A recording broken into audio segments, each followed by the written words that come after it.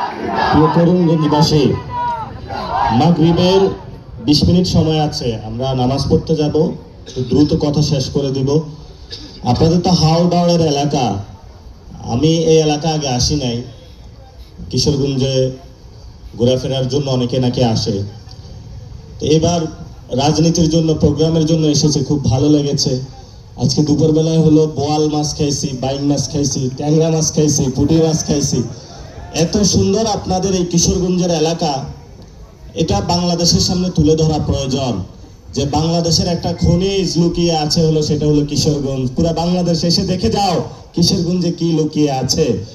এই মিঠা পানির যে আপনারা মানুষ, অনেকে কৃষি কাজ করেন, অনেকেই আপনারা সন্তানদেরকে বিদেশ পাঠান, অনেকে আবার এই কিশোরগঞ্জের মানুষ ঢাকা গিয়ে গার্মেন্টসে কাজ করে।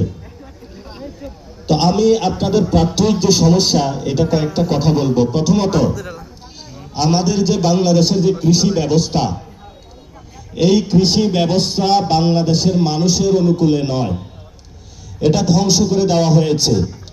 আমার দাদাও একজন কৃষক ছিল। আগে আমাদের ঘরে বীজ থাকতো, মানে আমরা যে ফসলটা উৎপাদন করতাম এটাকে সংরক্ষণ করে পরের বছর আমরা সেটা আবার রোপণ করতাম। হুট করে বাংলাদেশে ঢুকলো ভারতীয় বীজ, কীটনাশক যখন প্রয়োজন কৃষকের সেটাও পাওয়া যায় না। তা আপনারা কৃষি কাজের সাথে জড়িত, এটা কোনো সরকার কখনো নজর দেয় নাই। ইনশাল্লাহ আমরা যখন সরকারে আসব, এই কৃষি ব্যবস্থার আমূল পরিবর্তন করব, যাতে হলো আমরা আর কোনো ভারতীয় বীজ দিয়ে হলো ধান উৎপাদন করতে না হয়। আমাদের যে সার ব্যবস্থা, এটা যাতে কোনো রাষ্ট্র থেকে নিয়ে আসতে না হয়। বাংলাদেশের সার ব্যবস্থা দিয়ে, বাংলাদেশের কৃষি বীজ দিয়ে ইনশাল্লাহ ভবিষ্যৎ বাংলাদেশ আমাদের গড়ে তুলতে হবে। দ্বিতীয় একটা বিষয়, আপনাদের অনেক সন্তান যারা বিদেশে যায়, যারা মিডল ইস্টে অনেক বেশি যায়, আমি ওইখানে গিয়ে দেখেছি বাংলাদেশে একটা মানুষ 30,000 টাকা 40,000 টাকা স্যালারিতে জব করে বিদেশে, খুবই লো ক্যাটাগরি জব করে। দেশে আসলে অনেক ফুডুম ফাডিংগিরি দেখায়, সাদা সাদা জুতা পরে, কিন্তু বিদেশে খুব বাজে অবস্থা। আপনার সন্তানকে বিদেশ পাঠানোর আগে অনেক কষ্ট করে কলিজার টুকরাকে বড় করেছেন, অনেক কষ্ট থাকে বিদেশে। তাকে আপনি এখানে ড্রাইভিং শিখাইবেন বা মসজিদে আলেমদের কাছে পাঠাইবেন যে হুজুর তাকে একটু আরবি শিখাইয়া দেন। যদি যারা বিদেশে যাবেন, যদি শুধু আরবিটা শিখে যাইতে পারেন, 40,000 টাকার স্যালারি আপনি 80,000 টাকা পাইবেন। ওই স্যালারি দিয়ে মা বাপকে আরো ভালো রাখতে পারবেন। আর আপনার মা বাপ হিসাবে কর্তব্য হলো করিমগঞ্জে আপনার সন্তানের হাতে কোনো মাদক তুলে দিবেন না। আমাদের ভারতীয় মাদক, ফেন্সিডিল, ইয়াবা বাংলাদেশের যুব সমাজকে নষ্ট করে দিতেছে। তাদেরকে ভালো পড়াশোনা করাইবেন এবং বিদেশে যখন পাঠাইবেন একটা যে কোনো স্কিল তাদেরকে শিখাইবেন, যে কোনো একটা কর্ম শিখাইবেন। বিদেশে গিয়ে তারা খুব বিপদে থাকে। আর বাংলাদেশে কিছু লম্পট অভদ্র গোষ্ঠী তো বৈশা আছে প্রবাসী কল্যাণ মন্ত্রণালয়ে। নেপালের লোকদের খোঁজ নিলাম, 2 লাখ টাকা হলে সৌদি আরবে যাইতে পারে, বাংলাদেশ হলো 10 লাখ টাকা লাগে। তো তাদেরকে জিজ্ঞেস করলাম এত টাকা লাগে কেন? বললো ভাই, যারা রাজনীতিবিদ তাদেরকে আমরা ভোট দিয়েছিলাম, মনে করছিলাম আল্লামা, কিন্তু হলো ওদের ভিতরে যে এত ভেজাল এটা তো আগে টের পাই নাই। তো এইসব যারা ভেজাল্লা আছে, এই কিছু ভেজাল্লারা আমরা ভারতে বিদায় করে দিয়েছিলাম। মনে করেছিলাম যে বাংলাদেশটা মনে হয় আমরা এখন সুখে শান্তিতে থাকবো। এলাকায় কিছু সন্ত্রাসী ছিল, সবাইকে পুলিশ গ্রেপ্তার করেছে। এলাকাবাসী তো নিরাপদে সবাই বুক ফুলিয়ে চলতেছে যে আমাদের এলাকা নিরাপদ হয়ে গিয়েছে। আমরা দেখেন এখন ওই সন্ত্রাসীদের নামে নতুন সন্ত্রাসীরা আবির্ভূত হয়েছে। যেই সন্ত্রাসীরা রাতের বেলা সারা রাত এই যে ব্যবসায়ী ভাইরা ব্যবসা করে, রাতের বেলা সন্তানের জন্য কিছু টাকা পয়সা নিয়ে যাবে। বউকে সকালে ফোন করেছে যে আজকে আমি বাজারটা নিয়ে আসব। রাতের বেলা দোকানদারের কাছে গিয়ে হলো এইখানের কিছু সন্ত্রাসী উপস্থিত হয়। সারাদিন ব্যবসা করছো, কই যাও, আগে আমার চান্দার টাকাটা দিয়ে যাও। এটা চায় না আপনাদের কাছে? এরা কারা? এরা কি বিদেশ থেকে এসেছে? এরা বাংলাদেশি মানুষ, এরা এখানে বসবাস করে।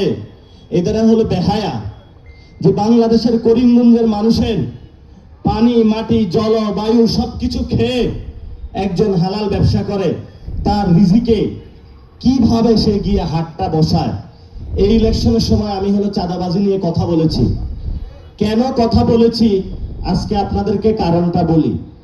আপনি যদি জীবনে কর্ম করে খাইতে চান দুইভাবে পারবেন, একটা হলো ব্যবসা আর একটা হলো চাকরি, যদি বাংলাদেশে থাকেন। এর বাইরে তো কোনো ওয়ে নাই, নাকি আছে? নাই। তাহলে আপনি যদি ব্যবসা করেন, যদি চাঁদাবাজদেরকে চাঁদা দিতে হয়, যদি উল্টা পাল্টা মানুষকে ঘুষ দিতে হয়, তাহলে তো ভাই আপনি ব্যবসাটা ভালো মতন করতে পারবেন না। ব্যবসা ভালো মতন করতে না পারলে ব্যবসা প্রতিষ্ঠান বড় হবে না।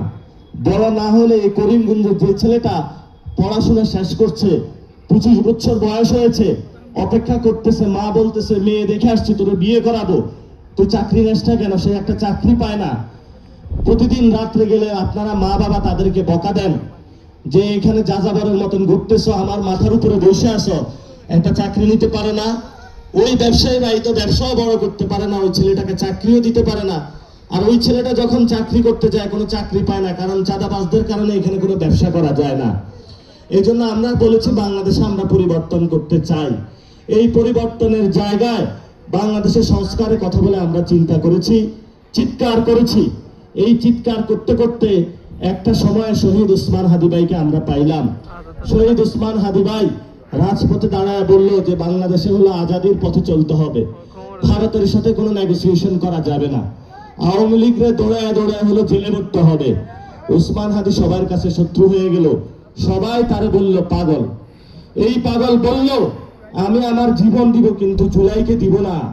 জুলাই বাংলাদেশের আজাদির স্বপ্ন, জুলাই আগামীর আপনার সন্তানের কর্মসংস্থানের ব্যবস্থা, জুলাই বাংলাদেশের ব্যবসায়ীদের নিরাপত্তা, জুলাই আপনার সন্তান যখন স্কুলে যায় কাউকে কেউ ধর্ষণ করবে না, জুলাই বাংলাদেশে যারা পুলিশ ভাইরা আছে তারা আমাদেরকে নিরাপত্তা দিবে, জুলাই বাংলাদেশে কোনো ভারতীয় রেসপেন্সার থাকবে না, জুলাই বাংলাদেশে ভারতীয় দূষর, বাংলাদেশে যারা প্রতিনিয়ত কাজ করে যাচ্ছে জাতীয় পার্টি নামে কোনো পার্টি থাকবে না। এই জুলাইয়ের স্বপ্ন দেখে যখন আজান দিয়েছে, ঠিক আছে আজানের পরে 2 মিনিট কথা বলে শেষ করে দেব, সবাই ধৈর্য ধরে দাঁড়াবেন। আমরা নামাজ পড়তে যাব।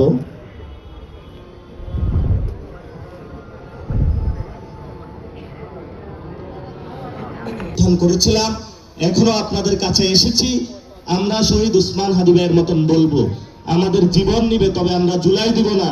আমাদেরকে কেউ রাশেদ খানের মতন সচিব পদ দিয়ে কিনতে পারবে না, কেউ প্রতিমন্ত্রী দিয়ে জুলাই সাকির মতন কিনতে পারবে না, কেউ প্রতিমন্ত্রী দিয়ে নুরুল হকের মতন কেউ কিনতে পারবে না। আমরা বাংলাদেশে ওলি আল্লাহর বাংলাদেশ, শহীদ গাজীর বাংলাদেশ, তাদের পথে বাংলাদেশটা গঠন করতে চাই। আপনাদের সামনে আপনাদের সন্তান হিসেবে দাঁড়িয়েছি। নতুন বাংলাদেশ গঠন করতে হবে, হাল ছাড়া যাবে না, অনেক সংগ্রাম বাকি।